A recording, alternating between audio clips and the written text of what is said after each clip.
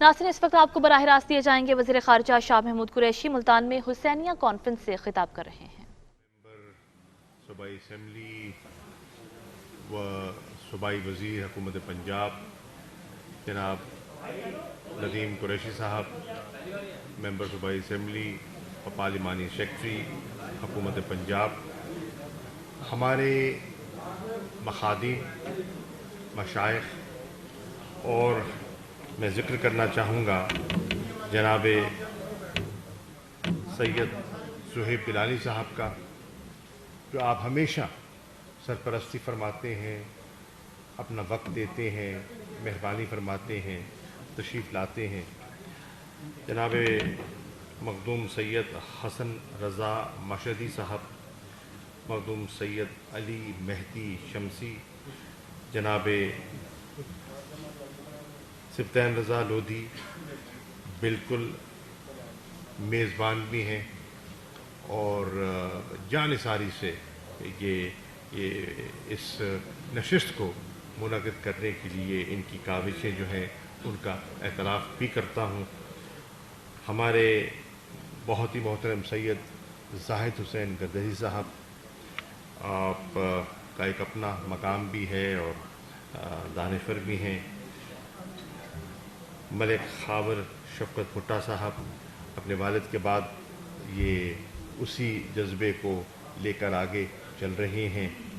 हमारे प्रोफेसर तारिक हुसैन कादरी साहब और हमारे बहुत ही मोहतरम जनाब मुल्तान के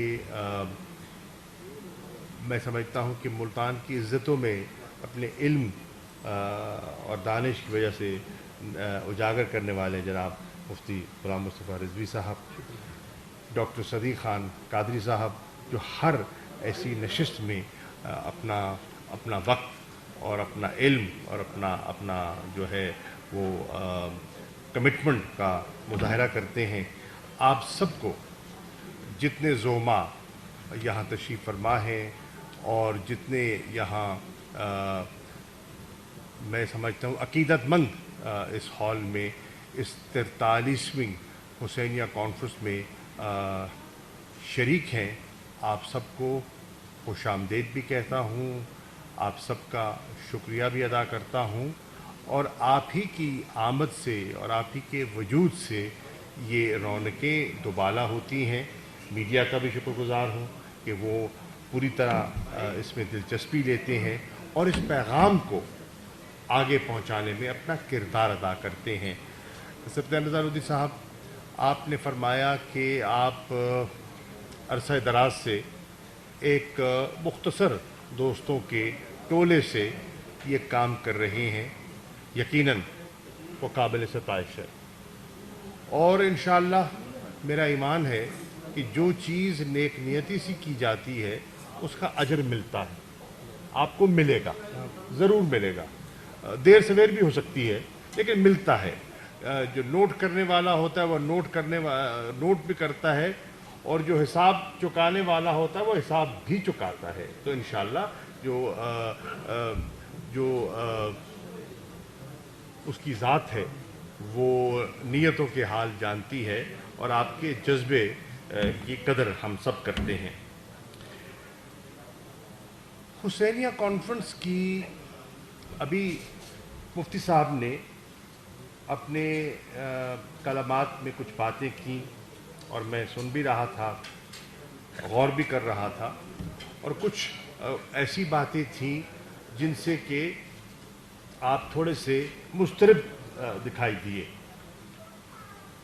बुनियादी मकसद ऐसी नशिस्त मुनक़िद करने का और ऐसी कॉन्फ्रेंस की बुनियाद रखने का यही था कि मुख्तलिफुल ख़याल ज़ोमा को यकजा किया जाए और इससे कौमी यकजहती का पैगाम उजागर किया जाए।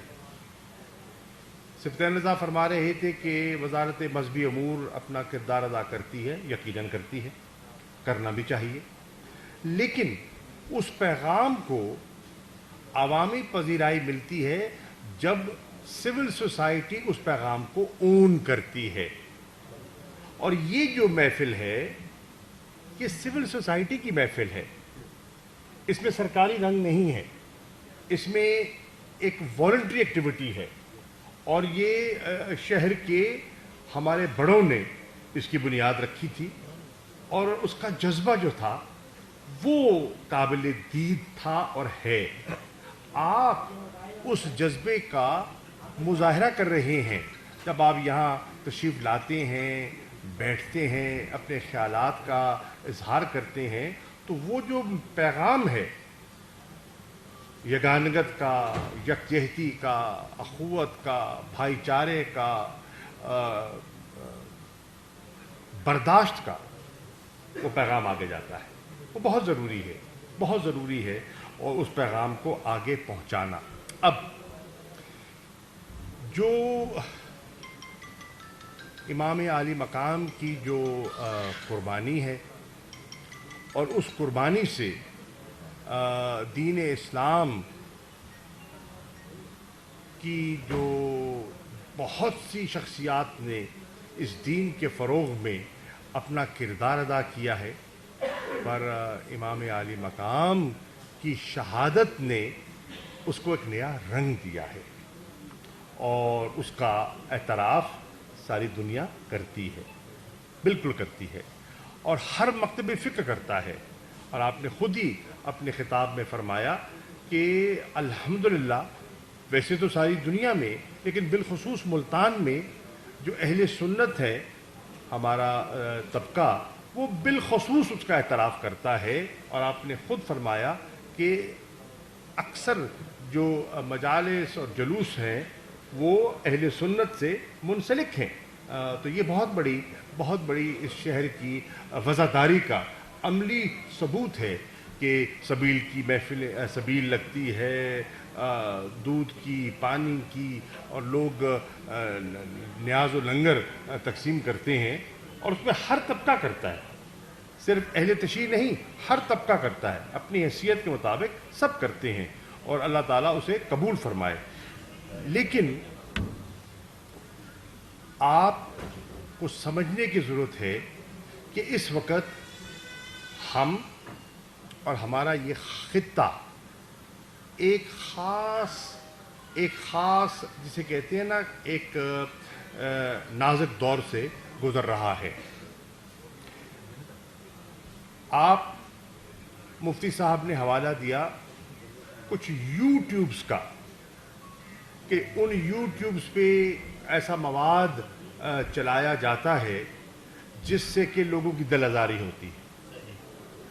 یقیناً سوچنے کی بات یہ ہے، ایسا کون کرتا ہے اور کیوں کرتا ہے، اور کیوں کرتا ہے، اور خاص طور پہ چنے ہوئے دنوں میں کیوں کرتا ہے؟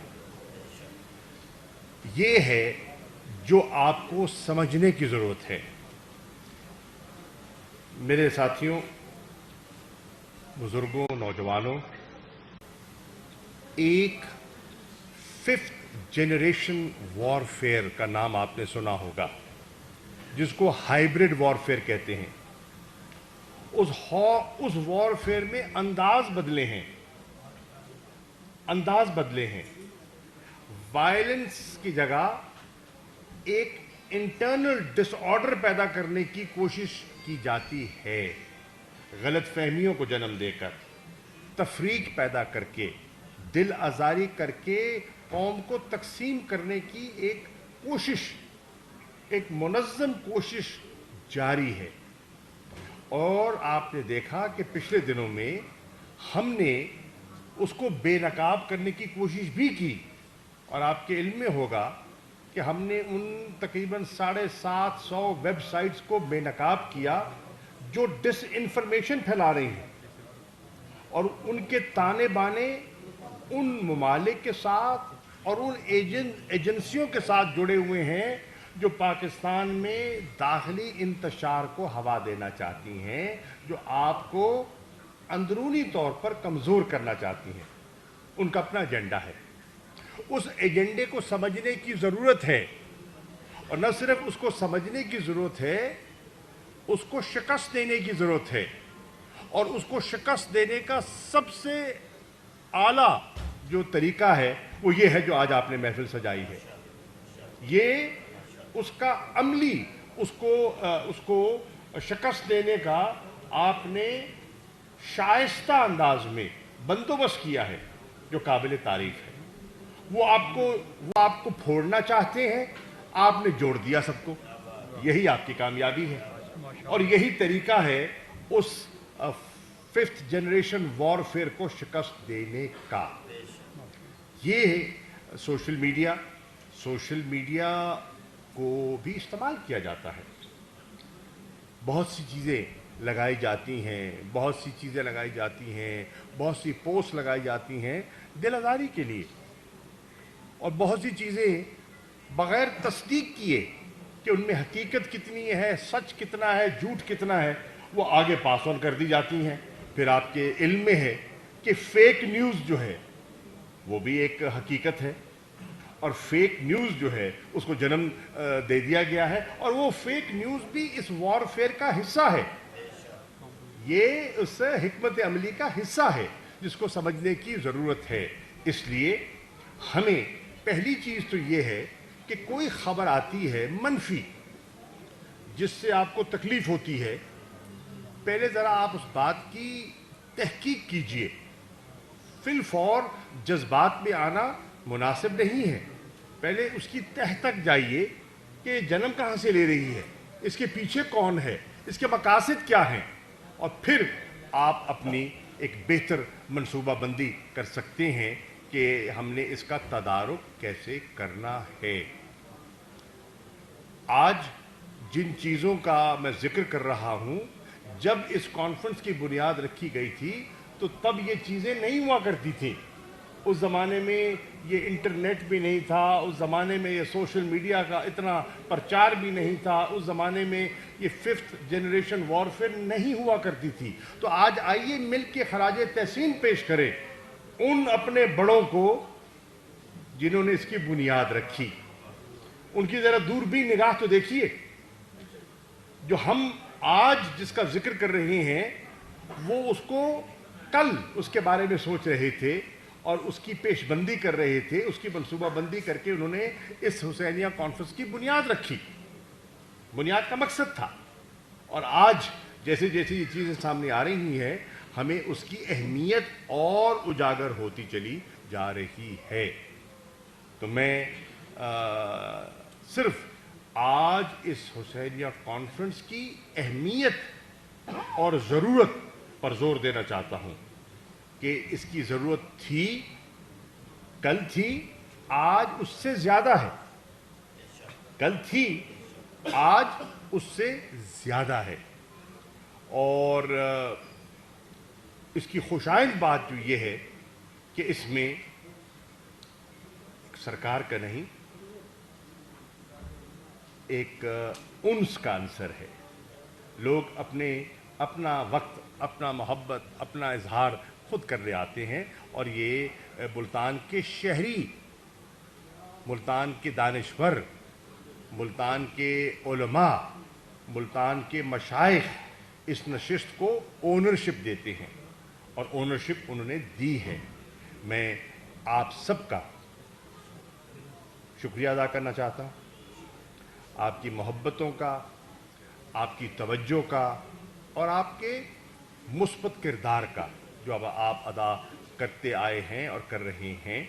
और दुआ करता हूँ कि अल्लाह ताला आज, कल और जितने दिन बाकी हैं वो खैर खूबी इख्तिताम पजीर हों। बाहमी एहतराम और वज़ादारी का जो मुज़ाहरा है वो इस अज़ादारी में मुल्तान की वज़ादारी का बहुत अमल दखल है, और अपनी रिवायती वज़ादारी से आपने इस अज़ादारी को फ़रोग़ देना है। यही है पैगाम, यही है पैगाम आज की इस 43वीं हुसैनिया कॉन्फ्रेंस का।